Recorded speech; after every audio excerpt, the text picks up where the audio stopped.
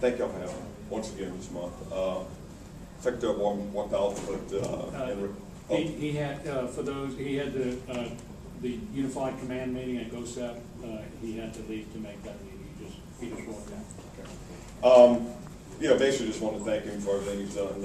I work with Lieutenant Sportsman, the magazine, and Secretary of War has been wonderful to converse with and to get information from in terms of where the department's headed, what they're doing, why they're doing it. So it's been very, very open. It's been a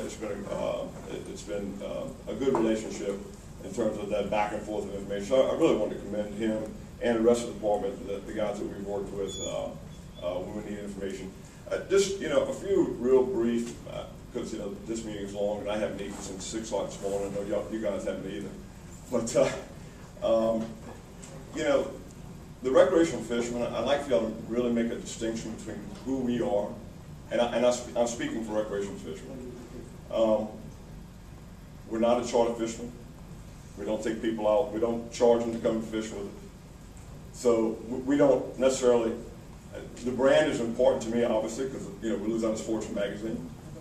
But as a fisherman, I'm not taking people out. I'm not a charter fisherman. I don't keep my catch and sell it. I'm not in the seafood business. I'm simply a recreational fisherman. On that scale of 1 to 10 in terms of smart and dumb, well, I'm one of the dumb guys. I'll probably be out there fishing. If I was allowed to go out and catch fish and keep them and eat them, I'd be doing that. And I'd use what little brain that God gave me to make a decision about whether or not I wanted to eat that fish or not. Just like somebody made the point that if the milk smells bad, we don't eat it. And the fact of the matter is, there has never, ever been an example of where fish have taken oil products and processed them, and it ended up in their muscle tissue, the part we eat. We don't eat the stomach, like Dudley mentioned earlier.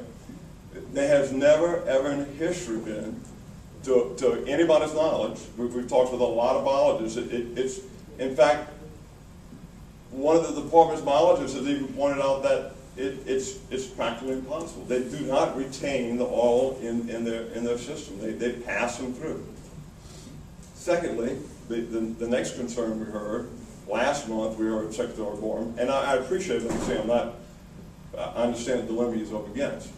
But last month we heard that, well, we don't know the effect of Corexit, because Corexit is, NALCO, the maker of Corexit, had not released the findings of what is made up. At that point in time, they were reluctant to release the findings.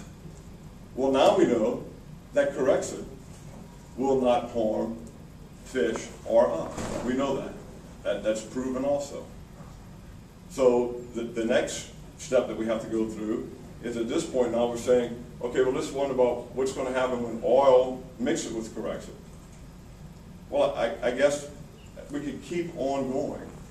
We could just keep on going. At some point in time, you've got to realize that people are smart enough to figure it out for themselves. If you go fishing in a heavily oiled area, guess what's going to happen? If you have an outboard, which most of us do, the outboard's not going to perform well. Your lower unit's going to seize up more than likely, and you're going to have to replace your lower unit. Most people are going to say, you know what? The hell with it. I'm not going to fish. I'm not going to ruin my boat. I'm not going to want to clean up my boat after. I don't want to take the chance that the fish may be bad. Well, that's fine. Make that decision on your own. But I can make a decision. I think that most of us can make that decision about whether or not to fish and keep the fish and eat the fish. We can make that decision on our own. We don't need the department to tell us whether or not we know enough to make wise decisions. We know that fish do not keep oil in their system. We know that Corexit is not a problem. We simply want to be able to go fishing. And listen, we were in Fort Bayou Pass on the second week of May. And, oil came in and, well, we left. We didn't want to fish anymore. And I ended up with all my boats, so I had to clean it. It's a pain in the butt, but I did it. But, on the way back, we have a camping ground now. We went in Caminada Bay. Caminada Bay is pristine. It's right next door. My daughter and her friends We were pulling tubes in it all day. No oil on them. You know, fish jumping everywhere, so we went fishing out. At that point in time, it was not closed. They closed it the next day. So I think fishermen are smart enough to be able to figure out, and there'll probably be a lot of communication. The department could probably really help the fishermen a lot of them now by saying, you know, hey, we really don't advise you to go fishing in this area because there's heavy concentrations of oil. You probably shouldn't go fishing there. Well, that's great. That's good news. That's what kind of information fishermen need. That's why the department is here to serve us. And again, realize we are not commercial fishermen. We do not sell our catch. We are not charter fishermen. We do not take people to fish for hire. We are simply recreational fishermen. And we are smart enough, well, we hope we are, to make wise decisions. And we would like that opportunity to make our decision based upon what science we are aware of. And I think, based on the decision, the majority of us still aren't going to go fish. But 75% of people won't go fish. I can promise you that they won't be out there. But 25% of us will. And I smoke, like somebody raised that question earlier. And I know it's bad, but I'm asking my wife, she'll tell you. But the simple fact of the matter is, I choose to do that. And I will choose to go fishing, and I will talk to friends, and I'd like to hear some information from the department to tell me, hey, these areas are heavily oiled, don't go fish there. Probably not a good idea. These are the areas that have boom. You probably want to stay out of there. These areas that lady mentioned earlier, where there's a lot of workers. You probably wouldn't want to go there. Okay, good, I'm going to go someplace else. You know, last week, 2 weeks ago, I fished Dew Lodge, because Grand Isle's been closed forever. I haven't had a chance to fish Grand Isle all summer. And, well, we heard Coca Marina was packed.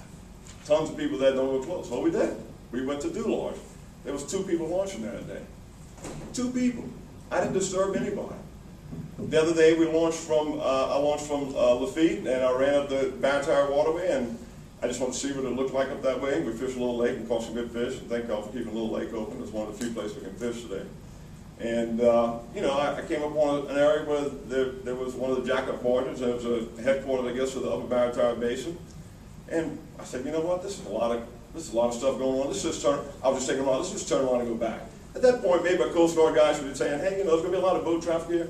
You need to go around, you need to move, etc. Thank you for your time. That's really all my points. And I appreciate what you're up against.